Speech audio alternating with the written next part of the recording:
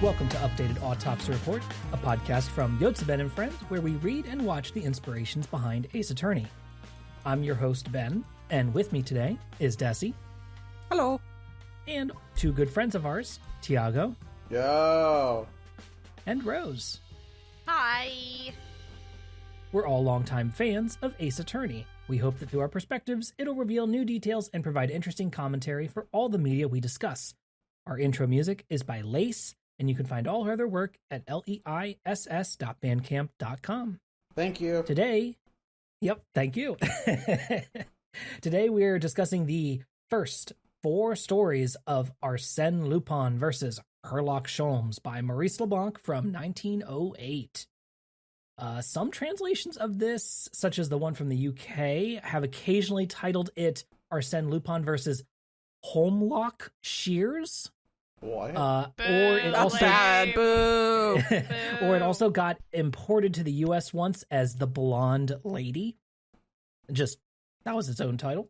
Oh, okay. Weird. And also occasionally, What? once the whole litigation over Herlock Sholmes versus Sherlock Holmes was resolved, and he went out of copyright, some people just said, you know what, fuck it, we're going back, and it's going to be Sherlock Holmes again.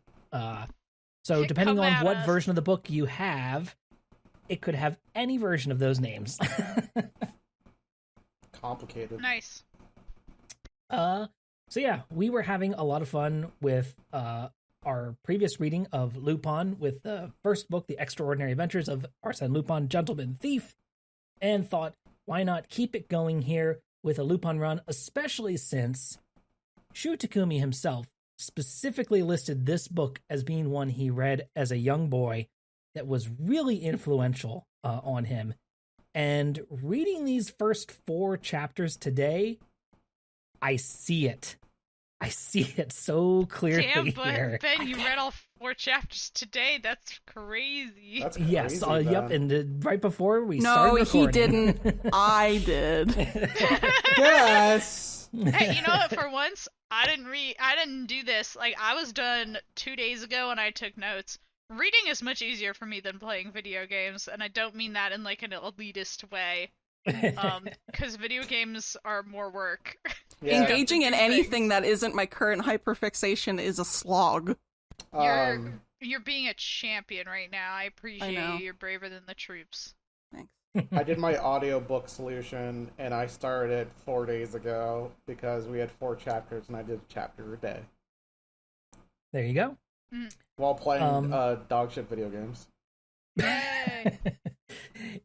So the reason why this one got added to our list in particular was because in Hayakawa's Mystery Magazine in March 2012, Shu Takumi said these words, and these are translated once again by the venerable Ash over at Gyakuten Saiban Library, who has done, once again, I haven't mentioned them recently, so I'll say it again, they've done an incredible amount, translating tons and tons of interviews from many Ace Attorney creators, producers, directors, people who've worked on the games, and We should, consolidated them find all in one Like, places. did they want to be our guest? Like, I tried sending an email once, and I don't know if it got anywhere. hey, so you're the who foundation knows? One our day, podcast maybe. is built on. Do you want to hang out?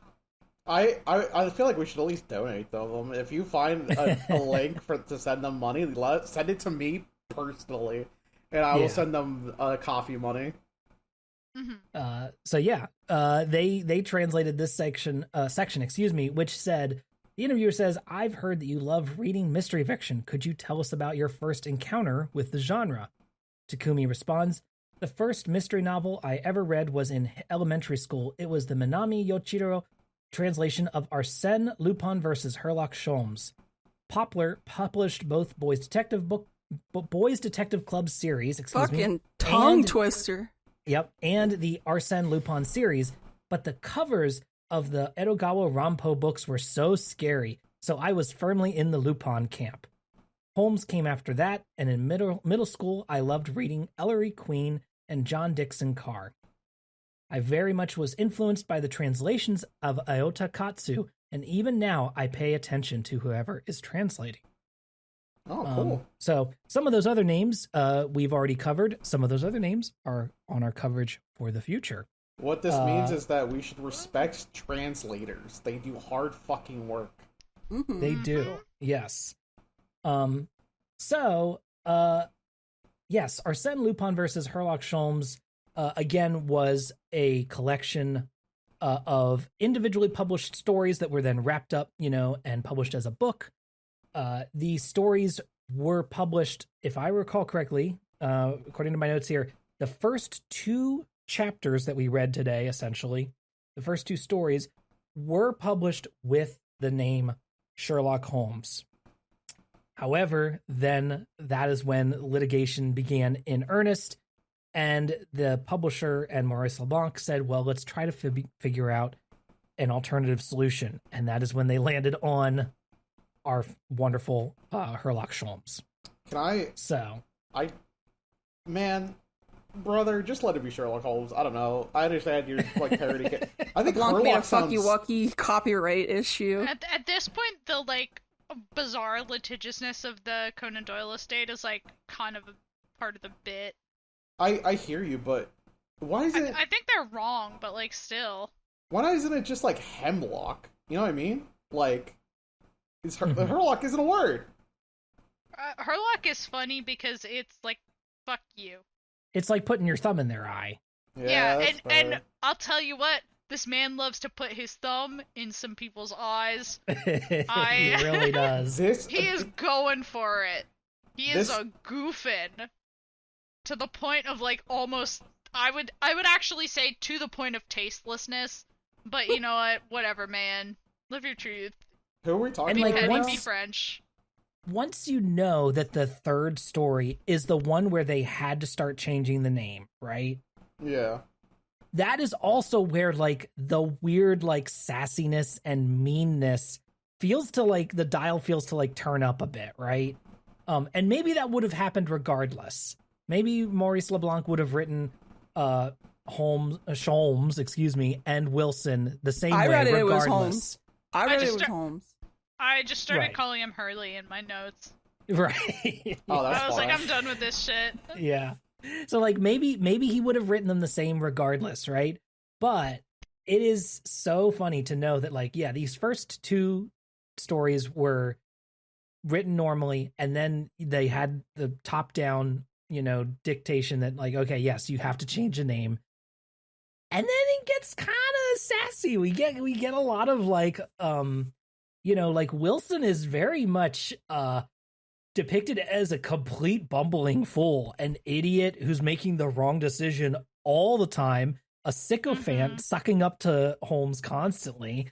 He's very British, very British stereotype. We're leaning right on the British stereotype, and it's funny to see from a because when we talked about Father Brown, and there's all these Frenchmen that he's sort of like goofing on. Now, like I mentioned in the last episode, we're seeing sort of the other side of that, of a Frenchman going like, you motherfuckers. Time to goof on the English.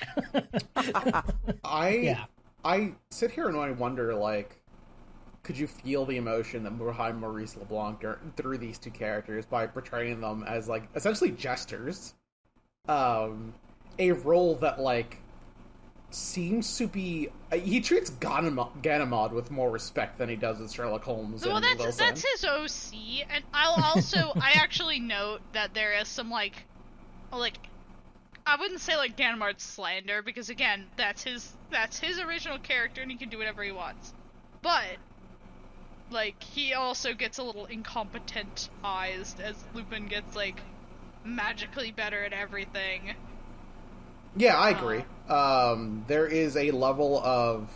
This is like well, we can get into the summaries, but, like, overall... Maybe we should talk about the summaries point by point, but... Yeah. Lupin's getting a little Mary Sue, which you're allowed to do if your character is male, apparently. I just have to move my mic a little bit. Ben, you're definitely going to hear that. I apologize. That's fine. Crunch. Crunch. Well, yeah. Then I'm not turning my AC off. It's been time. It literally thunderstormed like 20 seconds ago. It was so scary. It was so scary, you guys. It was like yellow and thundering outside. I swear to God, there was a Raichu out there. I'm actually, like, kind of scared of thunder, actually, and by kind of, I mean very. I'm not, but the fact that it was, like, yellow sunlight mixed with lightning, it was just, like, one of those things of, like, animal encountering a thing they've never encountered before, and that was one of them for me, and I was like, I'm gonna die. This seems bad. This seems bad. I'm going to the basement. I'm hiding in a bathtub. Sometimes nature can do some crazy shit still. Aha. All right, the summaries. The summaries. Okay. The Yes, summaries. I will get The into summaries. the summary here then. So, in lottery ticket number 514, Monsieur Gerbois encounters a beautiful writing desk and purchases it for his daughter. Another man offers to buy it off him for multiple times the price he paid, but Gerbois refuses. Of course, the desk is summarily stolen by Lupin, and Gerbois realizes that a winning lottery ticket was left inside. He negotiates with Lupin on the behest of Inspector Ganimard, and his daughter gets not actually kind of kidnapped, and they attempt to split the lottery money in exchange for returning his daughter. Ganimard sets a very bad trap for Lupin, who arrives with a mysterious blonde woman, returns Gerbois' daughter, and then disappears in a seemingly impossible manner from the house. This, I feel like we didn't discuss it before, but I feel like we should have discussed it again. I have something to say right off the bat, which Okay, is you can. the opening line of this is really fun to me.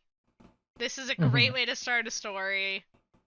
I don't know if I should read it. Is that too long? I'm gonna read it. Read Yeah, it. go ahead, read it. So this book opens up, and it says, on the 8th day of last December, Monsieur Gerbois, professor of mathematics at the College of Versailles, while rummaging in an old curiosity shop, unearthed this small mahogany writing desk, which pleased him very much on account of the multiplicity of its drawers. And I have got to say, I love a multiplicity of drawers. This was such a fun opening sentence. Shout out to the translator. Great work. I highlighted multiplicity instantly... of drawers myself. I was like, this is a good turn of phrase. I instantly was just like, I am in what is in these drawers. Very fun opening sentence. I also really like I was someone who loves containers. I love boxes. I love bags, and I know this to be true. And thank you for vouching. Thanks for the box vouch. I also like containers and bags and pouches and tins. Putting things in other things can sometimes be joy. It's the correct thing. It's so good. So, like, this desk seems awesome to me. I very quickly, like, the main character. What is the French? I can't get these fucking French names straight, but I know the characters. What is the professor's name? The guy who buys the desk? The guy who buys the desk. Gerbois. Monsieur Gerbois. I've been calling him Gerber this entire time. Wait, did you listen? You listened to the audiobook too, right? I also listened to the audiobook. Did you was it Spotify audiobook or was it the YouTube one? What? You listened to the audiobook? Yeah. I'm fucking freestyling out here. They say them in super a super official French way that I can't remember any of their names. Every it time passes through. His name's Gerber to me, but it's not. So like Gerber, right? When he buys this desk, Monsieur Gerber. The guy who reads the audiobook it says them in all like very proper French. I think it's important to highlight, as I've highlighted before, that Tiago and I took French together. I also tried to. Middle and high school. I also tried to fail out of that French class because I didn't want to do it anymore. I dropped French too. I'm not judging you for that. I'm just we did take French together. I purposely tried to fail that class, and that teacher said, "I'm not going to give up on you." And my response was, "You should." That's not the point here. She thought I was somebody else. She thought I was going to be him. I'm not. So the thing about this desk is that, like, he gets it for a song, like, he gets a pretty good fucking deal on it, and then outside, a mysterious gentleman who looks so proper and cool approaches him. He's so hot, he's so sexy. He's swag too hard, his bitch is too cold. He walks up to him and he's like, I'll buy the desk, triple, double the price. And he says, nah, it's perfect for my awesome daughter. My daughter who rules.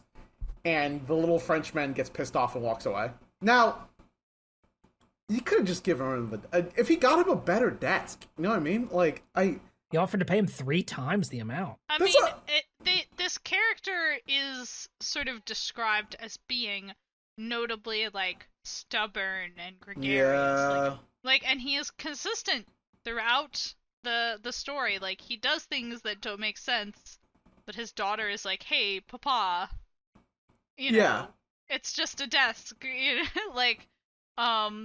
but he is a stubborn old man, and he's the characterization is at the very least consistent. You're like, that's stupid. Why would he do that? Well, he's a stubborn old man. Yeah. Yep. And also his daughter, when she does receive it, I did also highlight here the line, "To her, the desk had all the semblance of a royal gift." Yeah. She loves it. She's instantly like, "This is the perfect look how desk, many drawers there are." As somebody who also enjoys giving gifts to people, I don't know if somebody would offer me triple the price for something, I'd probably say no to, because I'd be too excited to give the gift to somebody. I need to see the other one, because this one's perfect. I mean, yeah, if we went shopping together, we could probably find a better one. Yeah.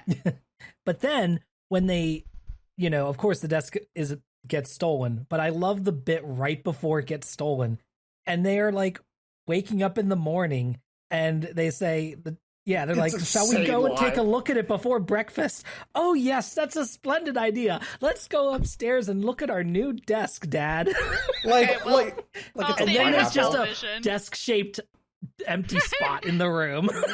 I can see. They're a like, funny little "Shall we bit, go look at the desk?" And they're like, "Oh, they look out the window. Idea. They see a man walking down the street who's conspicuously desk-shaped. Ben, you motherfucker! I was gonna say that. I was gonna say that exact joke. Oh my god! I was gonna go like outside. There's a man with a fucking desk-shaped knot in their fucking throat or something like that. God damn it! We've been around each other too long, Tiago. Oh, I can't believe this keeps happening to us. Barring the weird fact that they like to look at desks together, the other trait that I want to notice about this fucking young girl, who is apparently perfect and like a little normal, is that she has feelings of romanticism about her cousin Philippe. Now, I've included a note about this. Ben had to listen to me say, "Bitch, that's your cousin," like 8 times. My note specifically does also say, "Girl, do not marry your cousin." No, back then, was it socially acceptable to marry your cousin? In like what kind of cousin? Super rich, wealthy families, maybe. I'm just saying, like, I'm not saying that I'm a pro shipper or anything. I just want to fucking know, like, historical context. Oh my god! I want to lay the law down now that I am not. But I'm sort of hoping he's like her second cousin or something. Yeah, maybe they're just know. They were raised together and that's why they call each other cousins. I'm just sort of hoping for like a little bit of like further away like familial relation. Gotcha. Yeah. Okay, I'm glad that we all clocked that as strange and bad. Yeah, I don't know if that's true, but that's what I'm hoping for, and that's what I've got. Okay. Yeah, I mean, listen, it's 1800s. It was a long time ago, and also it's a fiction book, and also the first thing I thought of when I saw that she was, going nuts over her cousin Felipe was I thought of fucking Felipe from Achewood and his stupid "Here Comes a Special Boy" shoes. That was the very first thing I thought of, and I'm like, that. Holy, never mind. Actually, it's not her cousin. It's Philip from Achewood. Actually, never mind. Good for her. Good for her. I like how we rounded on that one twice because we definitely put Apollo in those shoes. Here comes the the desk's gone. The desk is gone. Yeah, fellas, it's so sad. I can't believe he took it out of the house by himself. He's so strong and cool and big-dicked that he was able to carry a desk by himself. He's not, though. He's not. He has lots of little friends to help him. The but brownies. we never get to know who they are or if they're cool. They're the fae of the French, the brownies. They come out of the walls and lift stuff for him. That's not where brownies... Well, okay. You know what? It's fine. I'm okay with it. Why are you mad? Because I had a very long day at work. As we discussed before we started recording, so I don't say anything incriminating about my job. Oh, I just Googled it. Brownies are Scottish, that's why you're pissed. Yeah. Okay, sounds good. What's the French version called? I don't know, but there probably is one. Brownie. Yep. You got it in one. Yeah. Everybody in the comments, please correct Tiago however you'd like. No, wait, whoa. Don't throw me to the wolves. Throw him to the wolves. Listeners, kill this man. Like wolves.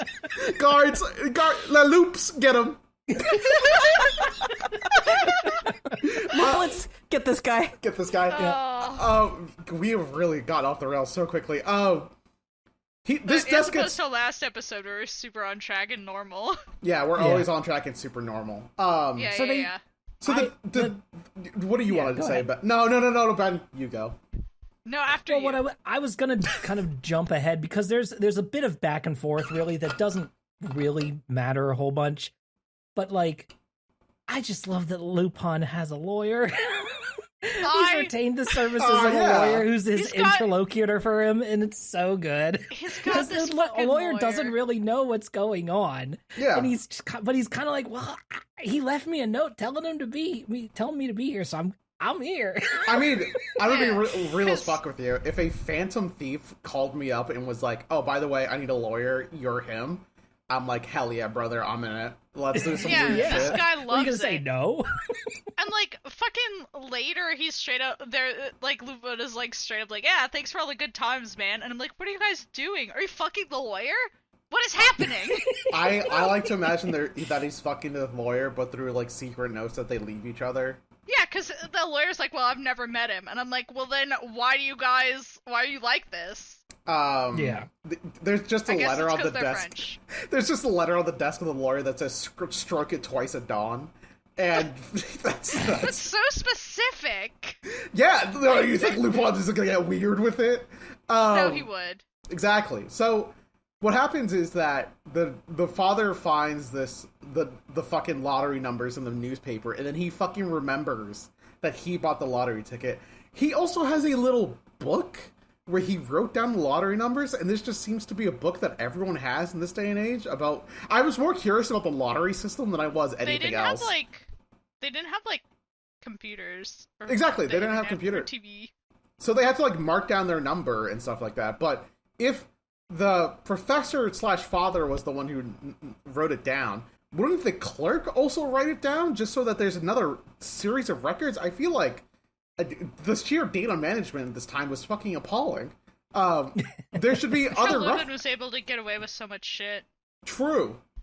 I'm just saying that if I was in charge of the French lottery in the 1800s, I would have fucking made sure that there was 2 people writing down the fucking number, because that way there is a fucking claim.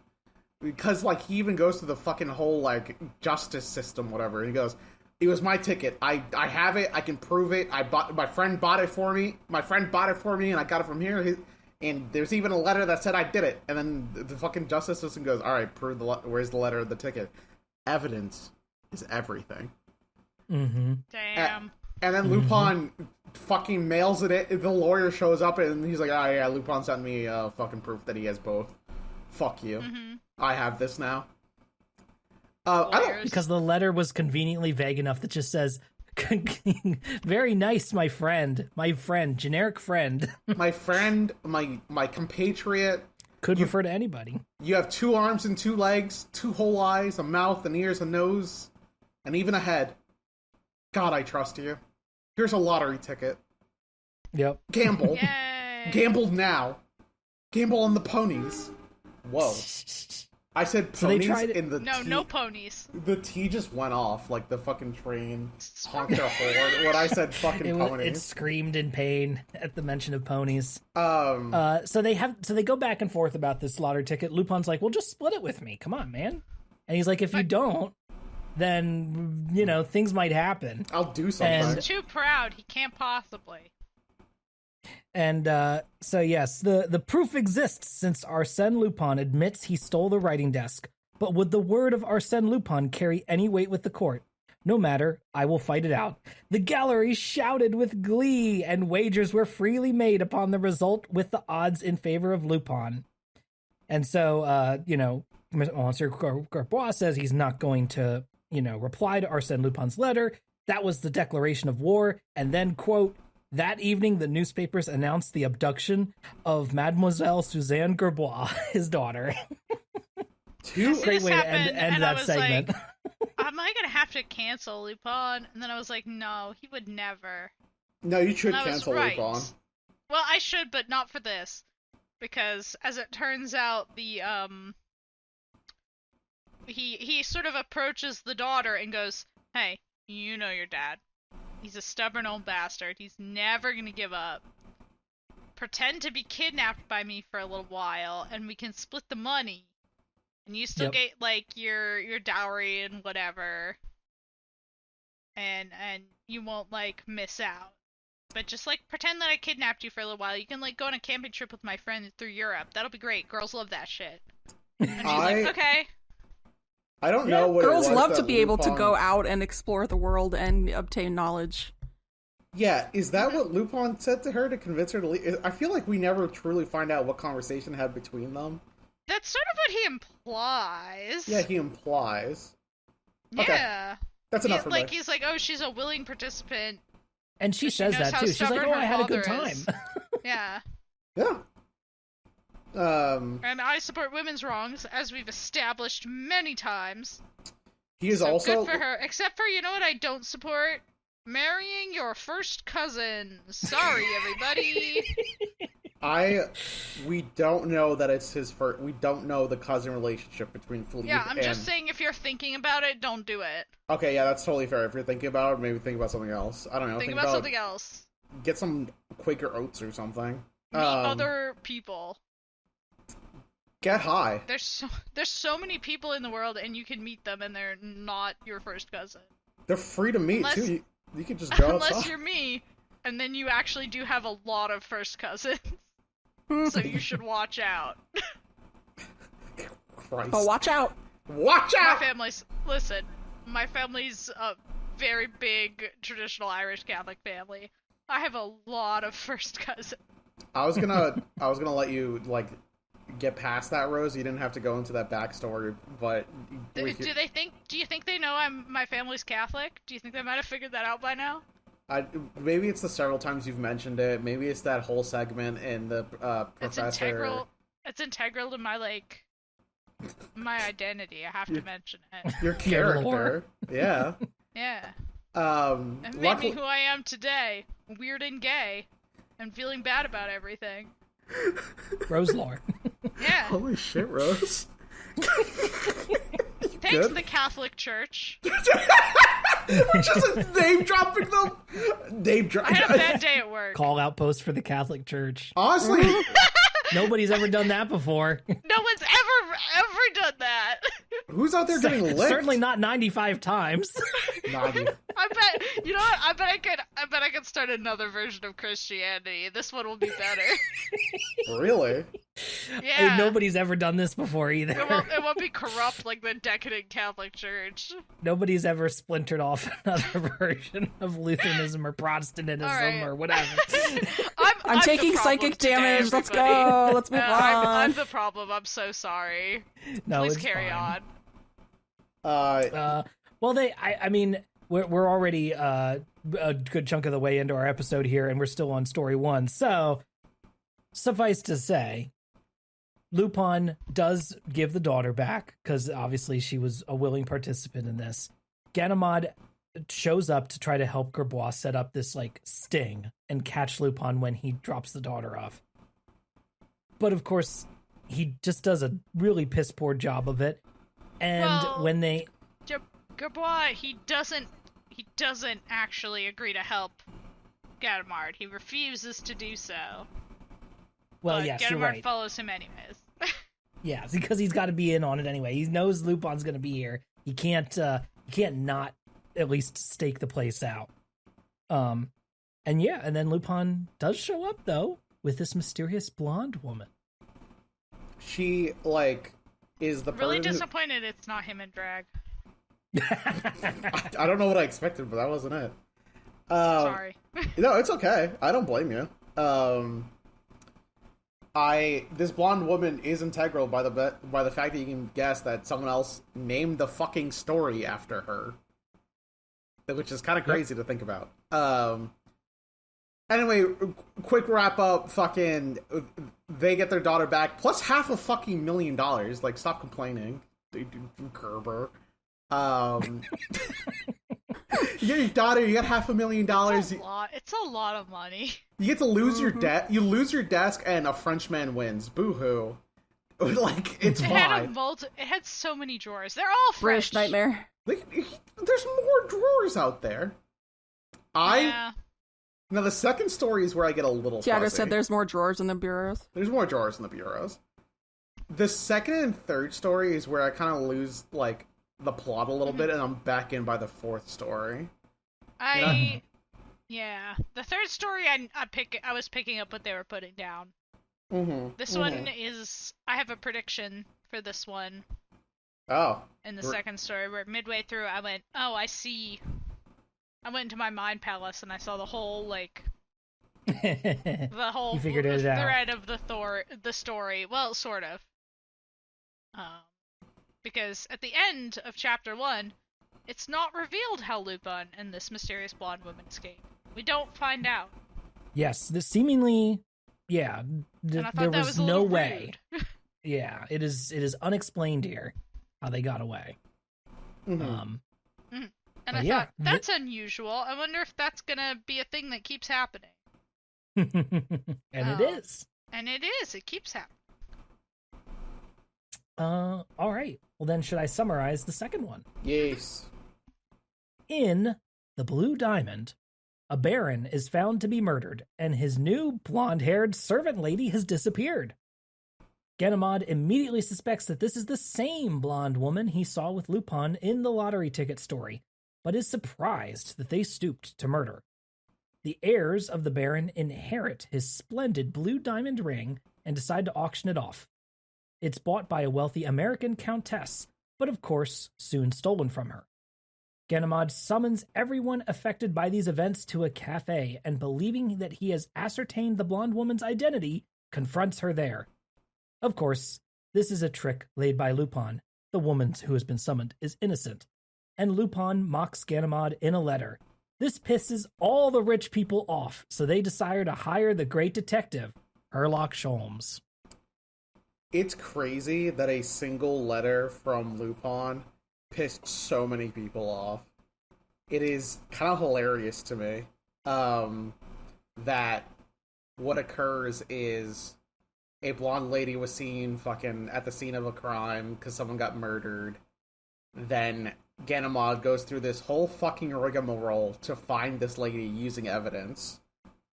And then at the very end, there's just a letter from Lupin saying, oh, let's see what happens. All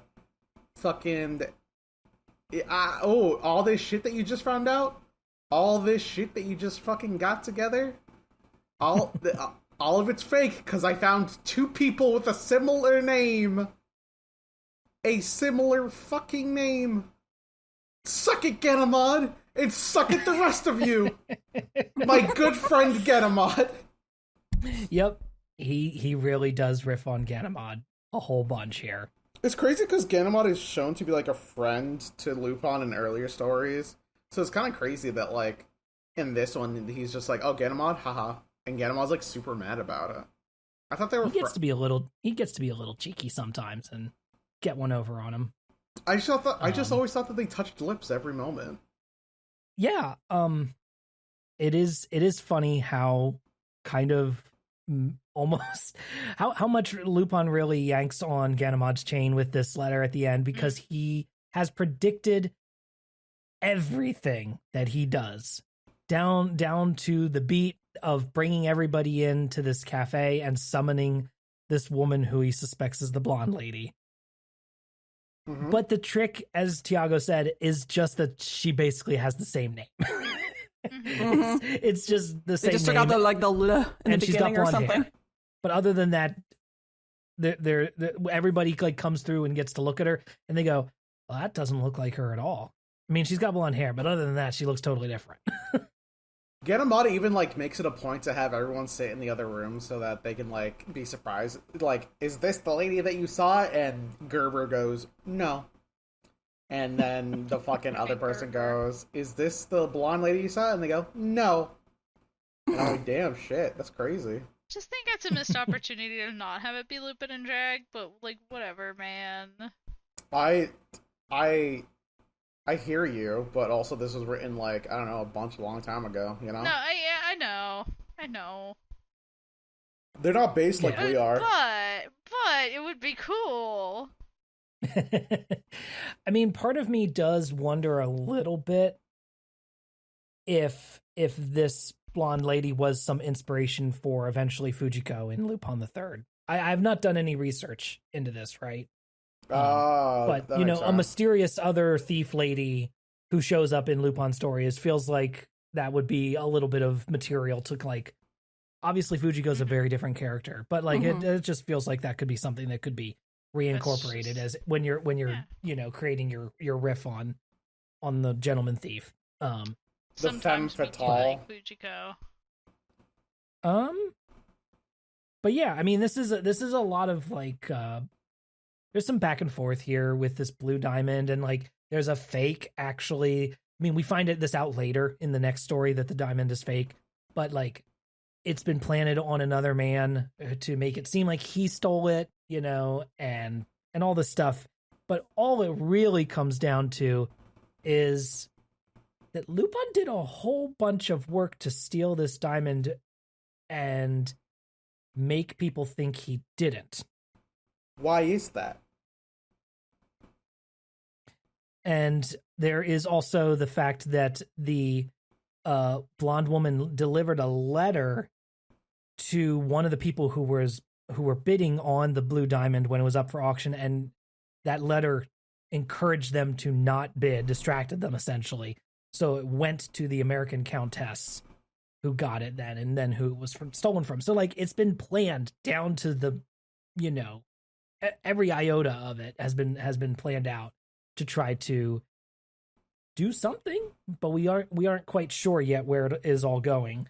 And neither are all the rich people who've been subjected to this and summoned to this cafe, which is why they all say then, Ganimard, no offense, but we're summoning Sherlock Holmes here. Fuck. I just think he's doing his best, and like he's trying really hard. He's caught Lupin before. I think people should like give him a little credit. He has caught him once before.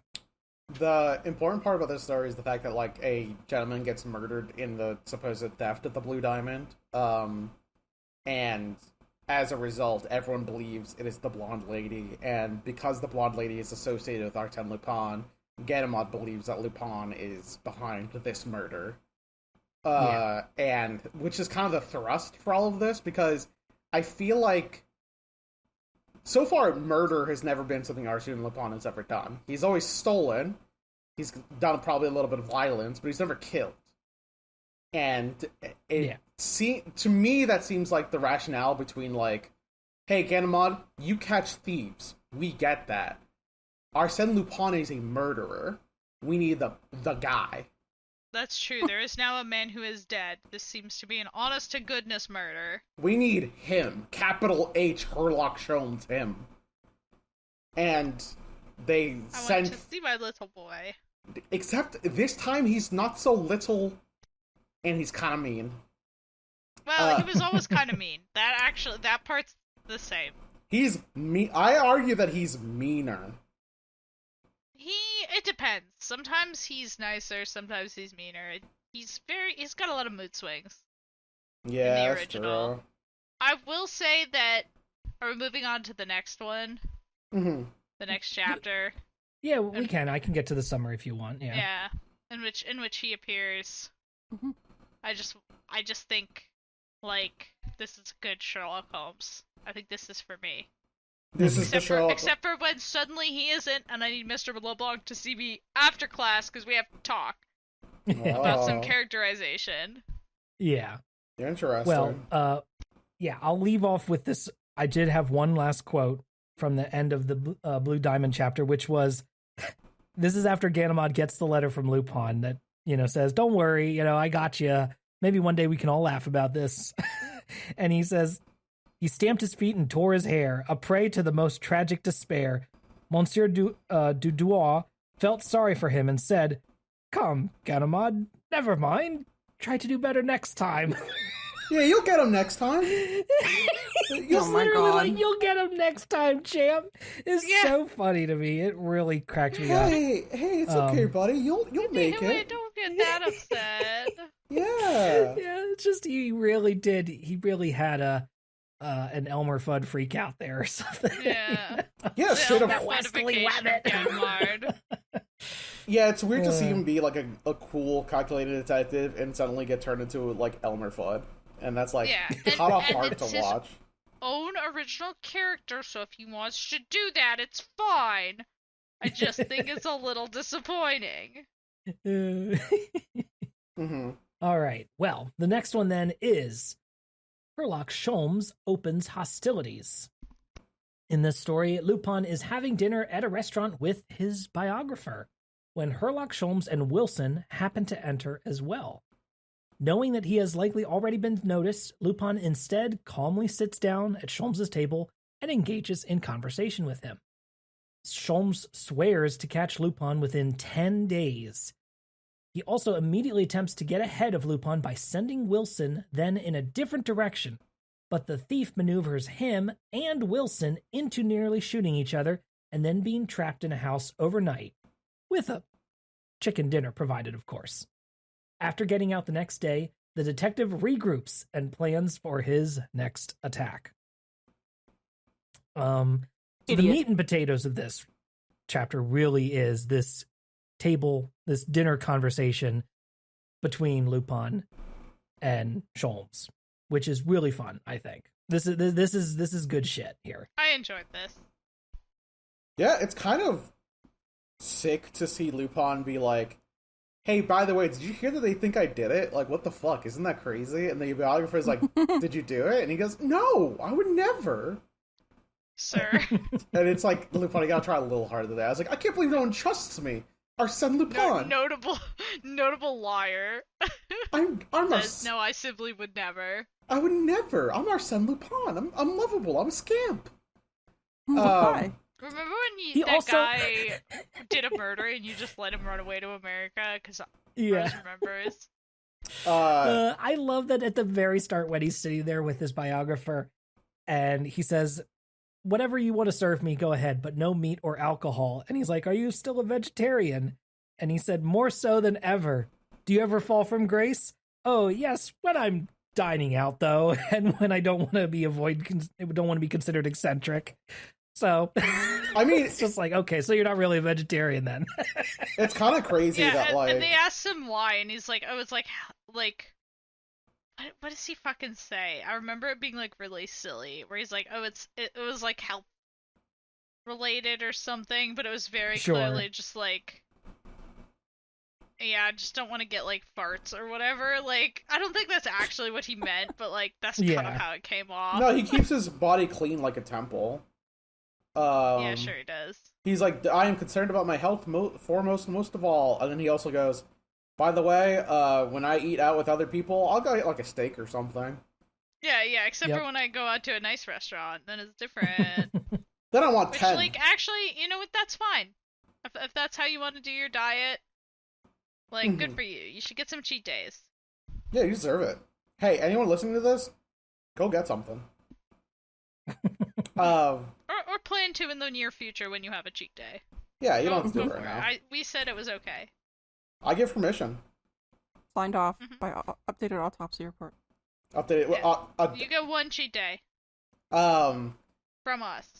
The confrontation between Sherlock Holmes and Arsene Lupin in the diner is incredible because Arsene goes like, oh yeah, by the way, Sherlock Holmes saw my true identity. He took a snapshot of my soul, so he'll be able to identify me no matter where I am. And I'm like, damn.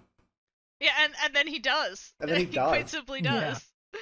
They meet in the diner, and like, there's an incredible line where like Watson goes, Sherlock, take him right now. And Sherlock goes, no, he's between me. He's between me and the door. He's just gonna escape.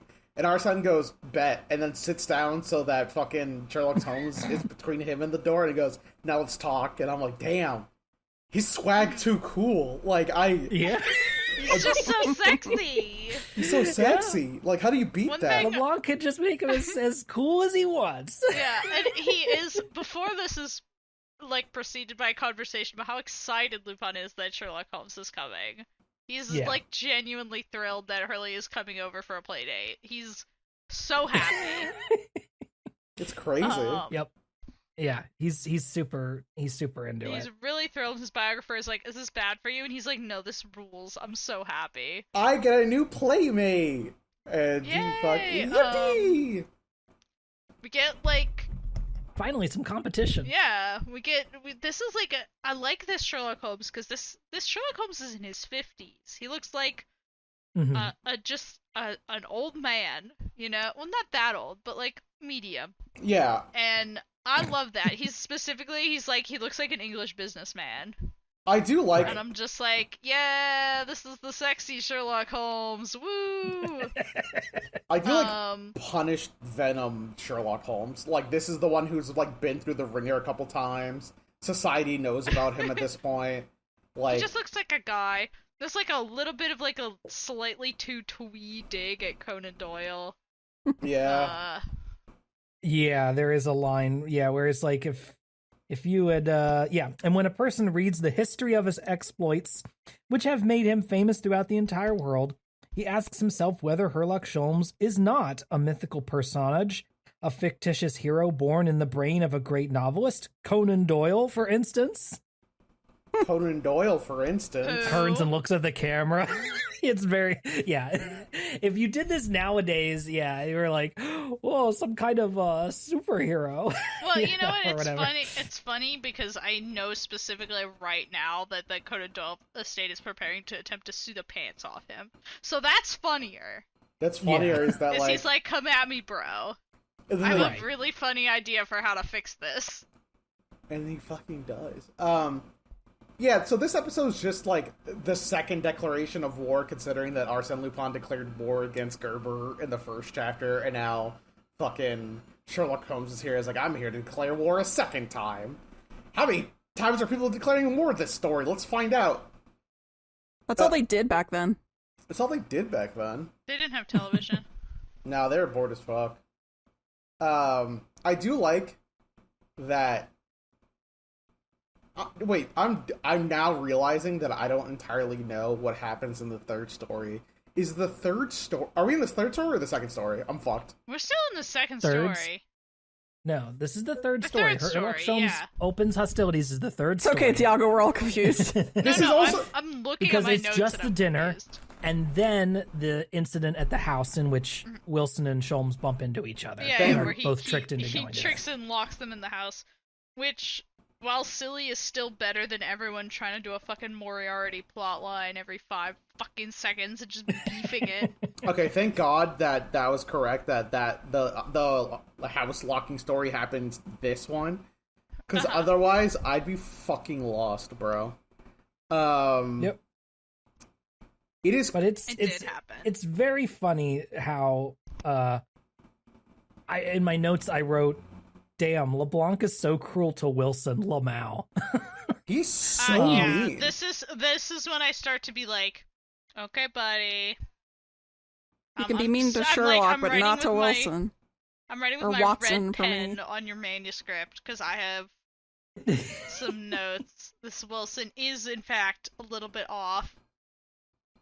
He just echoes everything Sholmes says. Motherfucker's a doctor. He's a fucking doctor. He's a good doctor. My guy is not only a doctor, he's an army doctor. Right. A professional. But yes, this whole time, Sholmes will be like, this affair is much simpler than it appeared to be at first sight. Much simpler, said Wilson, as a faithful echo. It is he simply wouldn't do that. Yeah. It's also incredible that, like, every time Wilson's on screen, I imagine him as as Captain Hook's little gay assistant. Shmee. What's his name? Shmee. Smee. Wait, Shmee is Anakin's mom. My bad. Wait, is that Yep, you got it. Wait, is that true? Oopsie, haha. Oopsie, haha. Surprise, everybody. Welcome to me and Ben's Star Wars podcast. Oh, get me out of here. Get me out of here. I'm rattling the bars of my cage. Once again. It's just... Now, I will say, even though this is very cruel to Wilson, reading this dialogue and the back and forth between Sherlock and Wilson instantly clicked in my mind, like, oh my God, this is exactly like the Edgeworth and Gumshoe dynamic, like repurposed. Yes. You know? I was also thinking to myself, this is like when he's too mean to Gumshoe and we all get mad at him because it's Exactly. Like it's that same vibe is going on here. And I was like, oh, I see where you get it from now, buddy. You read this and you thought this was funny. And listen, sometimes it is funny, depending on the exact context. But every once in a while, it goes a little too far over the line. Like the bit later in the hospital, we'll get to with Wilson's arm. That's funny. That's because that's like slapstick comedy. It's funny. He wouldn't do it, but it is cruel. Funny. The thing is, that's Hurley coded. That's Hurley. So Hurley coded. Yeah. Like, that bit in the hospital, I'm like, I just am reading Great Ace Attorney dialogue now. Like, that's Chapter exactly 4 what this is where in my notes I stop calling him Sholmes and I start calling him Hurley. If that means, has any significance, because holy shit. Which is why I felt like getting into chapters 3 and 4 here was like almost like a skeleton key in a way of like clicking into like some of Takumi's inspirations and going like, okay, I understand now where like some of the way that he paces his dialogue and the things that like made him laugh. I see where they're coming from now. Like I can see how this influenced him as a young kid and kind of forever impacted like what he likes about mystery stories. Cause this has like the same balance of comedy and seriousness as well that an Ace Attorney case has. Where, someone's most of the time you're actually, but also, yeah, exactly. Most of the time you're investigating things, but then every once in a while you're like bumping into like just a wacky skit for like 5 minutes where you're just like, okay, now you're lifting your arm up in the hospital and you bumped it. Ow. Oh, it hurts. Oh, could you get me water? No, I can't get you water. No, he says yes and then proceeds to not. Yeah, he says, yeah, I'll get you water. And he doesn't. Yeah, but I'm getting ahead of myself. But yes, I was really happy to see all that here because I was like, it's always fun to when you see an inspiration for something else that you already like and you get to like kind of understand what made your favorite creator tick. You found the base ingredient for your favorite writer's dish. Yep. You find out what spice he uses. I was thinking more like you open the fridge and you're like, oh, this is the soup stock you're using. I see. Yeah. I want your opinion, Wilson. Why was Lupin in that restaurant? To get something to eat, replied Wilson quickly. Wilson, I must congratulate you on the accuracy of your deduction. I couldn't have done better myself. Wilson blushed with pleasure, and Sholmes continued. Yeah, that's so shmee-coded. Like, fuck off. He just wouldn't be rude to him like that. Yeah, it's just he just wouldn't do that. I just wouldn't. This relates. He's like a little henchman for the good guy. It's like weird that like it's almost every positive interaction that like Holmes and Wilson has in this story reads as like Professor Lee and fucking Lucas to me like a child, and then as soon as it gets negative, it's like, oh yeah, he's mean. I forgot. Fuck. It's just frustrating because he is also a 50-something-year-old man who's a fucking medical doctor. Who's the bokeh and who's the uke?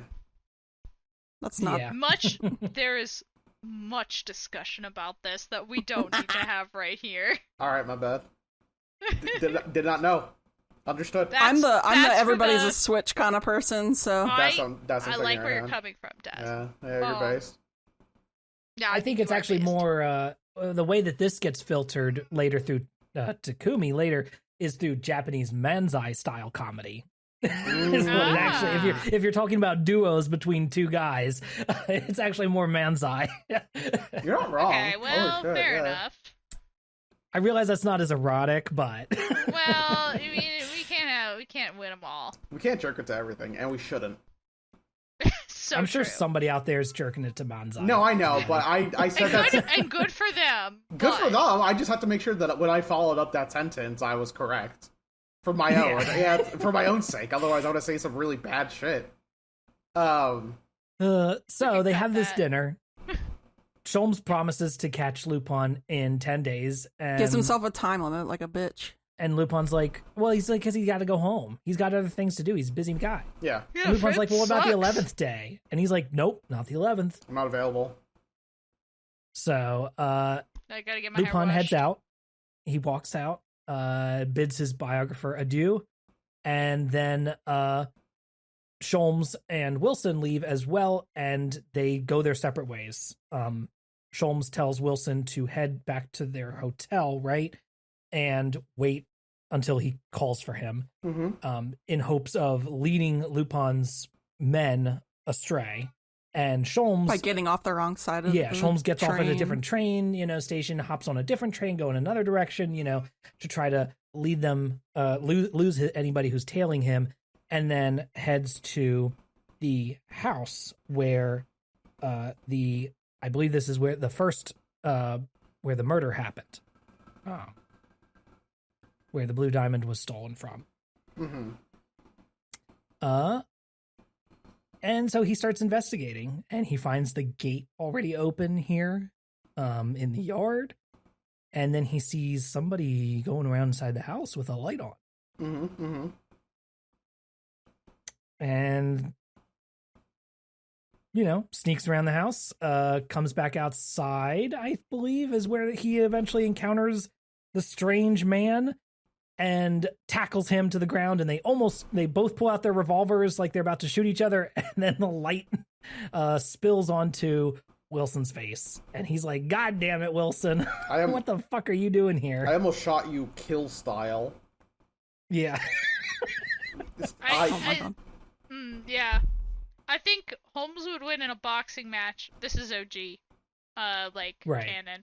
Holmes wins in a boxing match. If there's firearms involved, he would discombobulate him. Yeah, if there's firearms involved, I think I'm gonna have to go with Wilson. He is a trained soldier. Yeah. I hear you, but consider that Wilson's a beta in this version. I won't, thank you. Alright, good point, my fault. I said those words and I hated it, so if that makes you feel any better. They were still spoken. I feel neutral still. Alright. They're locked in.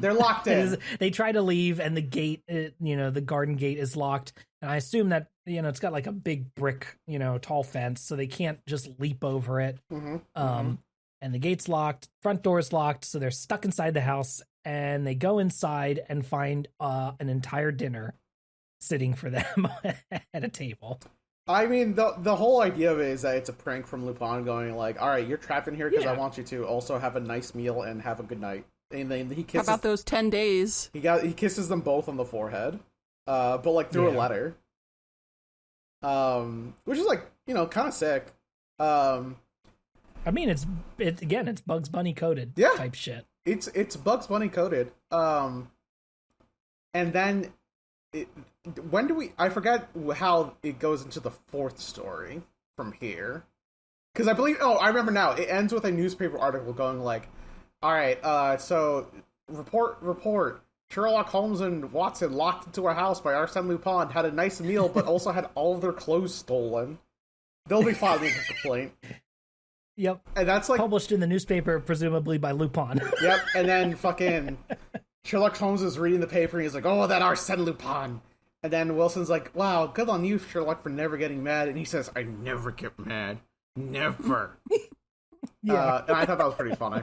I like that bit. It's weird how this Sherlock Holmes is a little bit more animated to me than the OG. But also that makes sense because he's essentially a character of himself in this one. He's Daffy Duck. He's Daffy Duck. Dude, imagine being Daffy Duck. That's tough. Yeah. When it's Daffy Duck versus Bugs Bunny, but if it's Daffy Duck on his own in his own show. Yeah. Sorry, this reminded me of the fact that I recently got a Bugs Bunny plush at the local bazaar and then asked the Dom to do Shibari on it. Yeah, here's the thing. We all have the context for that. Yeah. Which is basically what you just said. Yes. But nobody else has any more details. They've never seen the image. I'll never post it. Wait. I posted it in the chat, Rose. Have we not seen it? You'll never post it for the listeners? Alright, I'll post it, but I'll blur myself out of it. Just crop it. They can see the Bugs Bunny. That's fine. Like. That's fine. Yeah. I just think it was really enlightened, but like enlightened. there's gotta be you can take a picture of it without you in it, I think, is what I'm saying. Oh, that's fair. No, it's funnier that like you're out in public and there's just a Bugs Bunny in a fucking. Yeah, I'll send an image to the group chat right now. I'm sorry, my brain is shutting down. No, that's fine. We gotta Let's fucking get to our last story then. Yeah. Let's get to we our gotta last keep story. going We're because I think almost me there. and Des are just running out of juice. Yeah. Let's put those fumes to good use. So, in Light in the Darkness, Sholmes is nearly incapacitated by one of Lupin's men riding a horse, and then gets into a fight with some street thugs like he's in Yakuza to let off some steam. Wilson, however, has broken his arm and must go to the hospital. After situating him, Sholmes leaves and begins to figure out how Lupin can disappear and reappear from all the houses involved in these crimes. Once he realizes the common link of the architect, he poses as an older man tasked with cataloging the architect's books to gain access to his house. There, he witnesses the aging architect's shut-in daughter, as well as Lupin paying them a visit, but is unable to catch the thief after following him. Ganimard flubs the first attempt at a restaurant, but when Sholmes tries again at an apartment, he instead encounters two brothers, one being a detective and acquaintance of Ganimard, who immediately hand-waves the possibility of them being Lupin's men. Sholmes is flabbergasted, but wonders, does this mean Lupin has men inside the police force? Oh, that's actually kind of cracked now that you think about it. New Frenchman just dropped. We gotta deal with another one of these little bastards. Yeah, they discussed the fact that, like, Sherlock Holmes has to ditch Watson at the hospital because Watson broke his fucking arm after getting hit by a horse. No, somebody broke his arm for him. Yeah. Yeah. Okay, like, that did happen. I just think that's a distinction where it's like, you broke your arm, and it's like, no, I was attacked. Yeah. Okay, fair enough. He doesn't. It's one of those things where he doesn't quite realize it at first. Yeah, right? he has to go to the He doesn't. In the middle of the pharmacy. fight that they get into with the street thugs, he doesn't think his arm is broken. But as the dust settles, the adrenaline wears off, he's like, "Oh my god, I can't move my arm. Oh my god, I think I broke my arm." Let's take him to the pharmacy. I have actually experienced that. I have broken my arm and gone, huh, what the fuck? I can't move this. That's weird. So, I get that. I also understand breaking your arm, immediately getting a fever within the hour, and having to go to the hospital. Like, that's funny.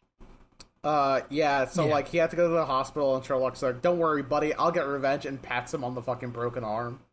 Like a fucking comedy bit. He just wouldn't do that. Of course. Why not? They even say that. Because he's very, very smart. Okay. Prove it. And he would remember which arm it was. Go find Sherlock right now. Ask him. I will. Okay. Report back. Okay.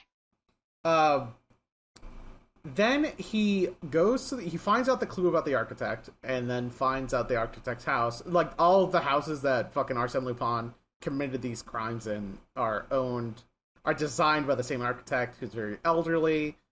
They go and they investigate the apartment's home, and they find out that the architect's secretary is Arsene Lupin disguise. Or at least we think it is. I can't even fucking tell anymore. I'm getting tricked, man. I don't know who's who anymore. Who's on first? Who are all these guys? What happens is that he calls Ganimard, and he's like, Ganimard, check it out, it's Arsene. Ganimard's like, that's not Arsene. And Sherlock goes, guess again. And Ganimard's like, you're so right, bestie. That's Arsene. So sorry. So sorry, you got me, prank. They tail him, they tail his accomplices, who they recognize as the thug who broke his arm, and also the thug who broke Wilson's... He's got gangs, man. Arsene Lupin's got fucking... It's so crazy how deep Arsene Lupin rolls. To the point to where, like... It's 2 against, like, 50, 100 guys. It's not fair. It's not fair that he just has, like, all these fucking creatures helping him at any moment. Goons at every corner.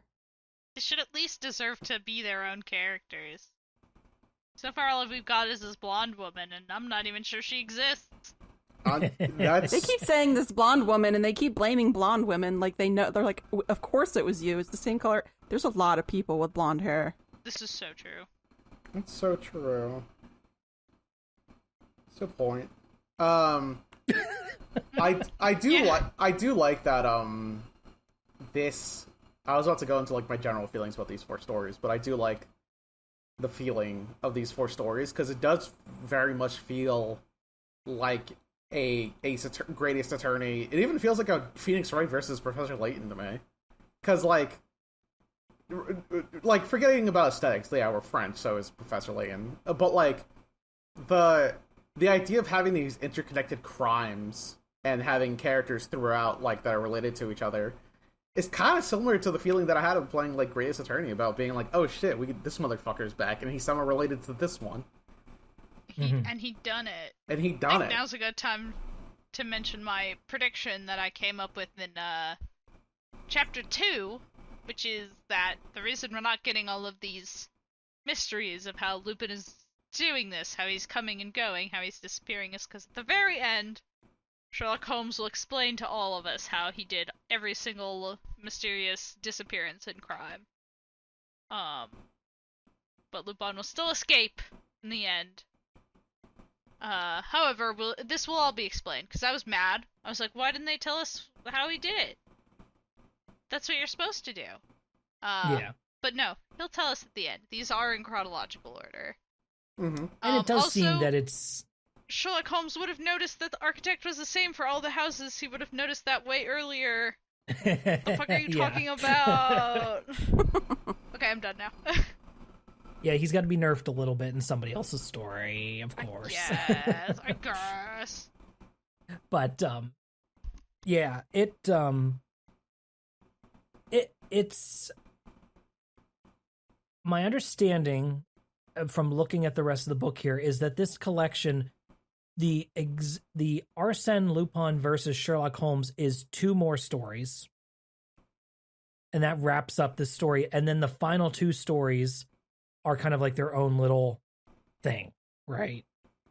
Interesting. So just keeping that in mind. So we'll kind of have it'll not the next 4 chapters will not all be wrapping this up. Instead, because again, this is a collection of short stories. Even though these were all in line, it's like 6 and then 2 tacked on at the end here. But I don't remember if those 2 also involve Sherlock Holmes as well. I think they might. So, we'll get into those then when they show up. So. I mean, he should be in them, right? He's in the title. Right.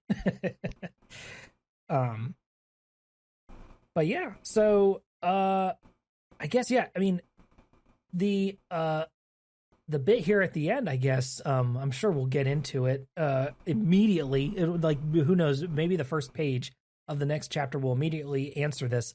But what do you think? Do you think that those 2 men that they barged in on at the end, the detective and his brother, and that Ganimard was like, oh no, they're my friends. I know these guys. They wouldn't be Lupin's men. Do you think they're actually Lupin's men? They're in on it. They're the bad guys. They're 100%. I think that I'm pretty sure they got to be at this point. I think they're in on it for the sheer fact that Ganimard said some shit like in the second story. How did Arsene Lupin know my innermost thoughts? How could he know where I was going, what I was doing? If only there was someone close to me who could explain how Arsene Lupin could know this stuff. And meanwhile, how is he reading my private diary? Guy who gets to read my private diary every day. How could this happen? Wait, actually, I love the idea of Ganimard having like, oh, by the way, can you check over my diary at the end of the day?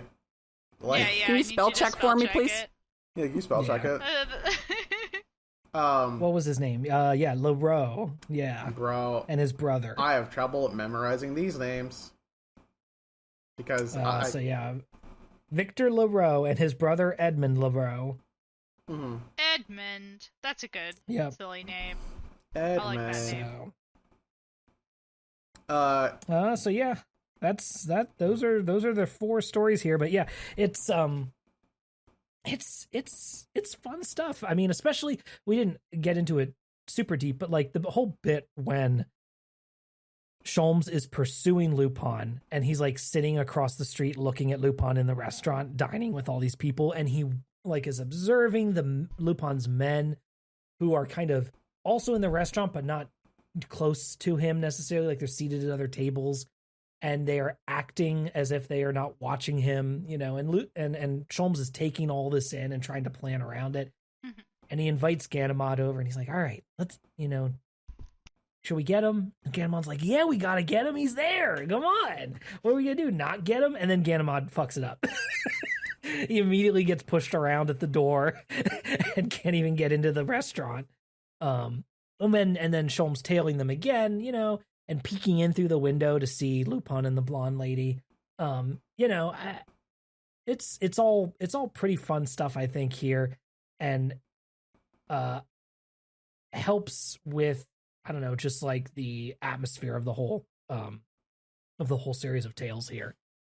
So I'm hoping that the next couple stories keep it up and continue this energy, because I've been really enjoying these so far. Yeah, they're rad. I like these stories. It feels like I'm fucking playing Professor Layton versus Phoenix Wright, or I'm playing Great Ace Attorney, but in like a book. You can the influence is just like so strong and so obvious, and that's not a bad thing. Like, I'm having fun too. Except for, again, Mr. LeBlanc, please see me after class. We got to talk about a couple of things. Mostly just Wilson. I hate Wilson Slender. You hate Wilson Slender. He really is treating our boy. It's not right. Very poorly here. I'm very fond of him. He's the most famous sidekick, and I love him. Mm-hmm. He's great. How dare you? It's so hard to read things that aren't my hyperfixation. I can't help you with that. That's... If I could help you with that, I would be a shockingly wealthy person. You would actually be incredibly rich, considering all of the people in society you would affect immediately. Yeah, I would be able to help so many people. I would be wealthy. Yeah. But I'm not, so here we all are. Rose is like, I'm not gonna tell people when I get wealthy, but there will be signs, and we're all mentally stable. Yeah. It's gonna be great for all of us, I promise. Yeah. All right. Yeah, I'll get a real fucking microphone too. That's how you'll know. I'm gonna sound way better. Mm-hmm. Yeah. All right. Well, thanks everybody. I think that'll do it for us this week then. You can keep up with the show via our website, updatedautopsy.report, which has links to everything we do and all of our social media accounts. It also has links to our YouTube channel, which features our Let's Plays and other fun videos, which is youtube.com/@Yotseben. And you can follow me on pretty much all social media @Yotseben. Dessy, where can people find you? I'm Dessy on Blue Sky. And Tiago? I am Tiago S. Dutra on various social medias, up to and including Blue Sky. And Rose? I'm Rose. You can find me at Rose Nonsense on pretty much just Blue Sky right now. And you can also find me remembering that Ben used to upload some Overwatch videos of us back on the YouTube videos, and just sort of remembering that and going, huh. Oh my god. That's crazy. We've been those friends are so long ago. We've been friends for so long. I don't even know if they're good anymore, and I'm afraid to find out. They're probably not. Here's the funniest thing. Multiple people in those videos have transitioned since those videos have come out. Overwatch is trans. That, my friends, is the queer experience, and I hope you all have a beautiful evening. Overwatch made everyone gay and trans. Nice. I mean, I was that before it, but you know. Well, yeah, okay, not everyone. Some of us had already watched Black Lagoon, but Unrelated to Overwatch, that's just how I became gay. But other than that, it can happen for any piece of media. Good luck out there, everybody. You'll find it. All right. That was deranged. In keeping with my energy in the episode. I'm gonna go lay on the floor, which is also where you'll find me. All right. Well, thank you so much for listening. We hope that you'll rate and review us on Apple Podcasts, Spotify, or your favorite podcast platform. Next time, we'll be discussing the last 4 chapters of Arsene Lupin versus Herlock Sholmes by Maurice LeBlanc. See you next time. Bye. Bye. Bye. Bye. Whoa! What the? Holy cow! That scared me. Late as hell. Ah! Ah! Ah! Ah!